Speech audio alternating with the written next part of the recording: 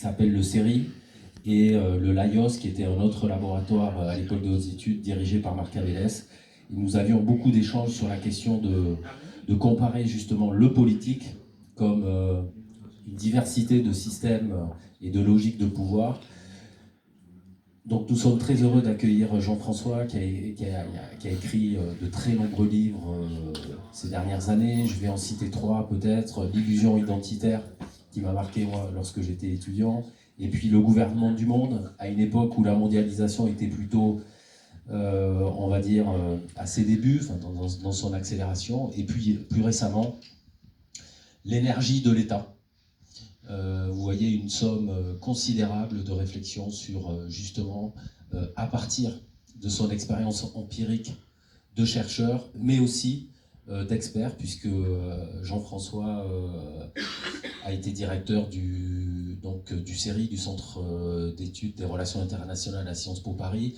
Ensuite, il est parti à Genève, à l'Institut des hautes études internationales et du développement, où il y a la Maison de la Paix, et a été aussi de 1990 à 2005 membre permanent du Conseil d'analyse et de prévision du Quai d'Orsay, donc qui est un lieu de réflexion stratégique à la disposition des différents ministres des Affaires étrangères pour réfléchir sur l'état du monde.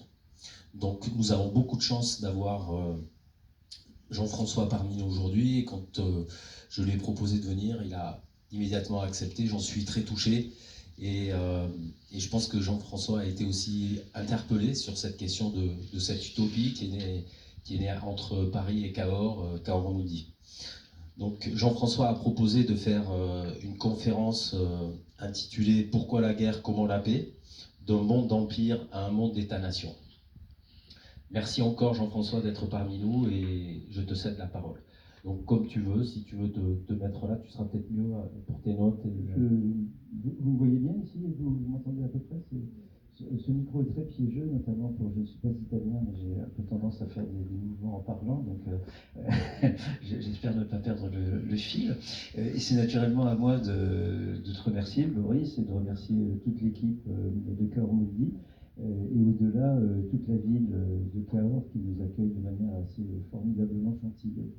Donc je vais essayer de parler. Je te demanderais peut-être de me faire signe au bout d'une demi-heure, parce que je n'ai pas de montre, je suis un très mauvais jeu de voix. Qu'est-ce que tu préfères te mettre ici Est-ce que ça vous convient si je suis ici? Parce que ça fait un peu moins solennel que de... Voilà, et après il y aura une signature. Il y a différents ouvrages de Jean-François qui sont disponibles. Et même si je suis comme ça, c'est bien. Bon. Parfait. Voilà. Écoutez, je vais essayer de partager avec vous quelques réflexions à bâton rompu. Boris l'a dit, je suis fondamentalement chercheur, même si aujourd'hui je suis prof à l'IHED à Genève, dans la même institution qu'Alessandro, qui a participé à la table ronde et qui nous a présenté une performance ce matin. Et j'insiste sur ce point parce que c'est véritablement en tant que chercheur que je m'exprime, même si je ne dissimulerai pas très longtemps les éventuelles opinions que j'ai, ou les choix civiques ou philosophiques, je ne sais pas trop comment il faut les présenter, les qualifier. Mais ce sur quoi je voudrais insister, c'est que quand je prends position dans le débat public, c'est véritablement en tant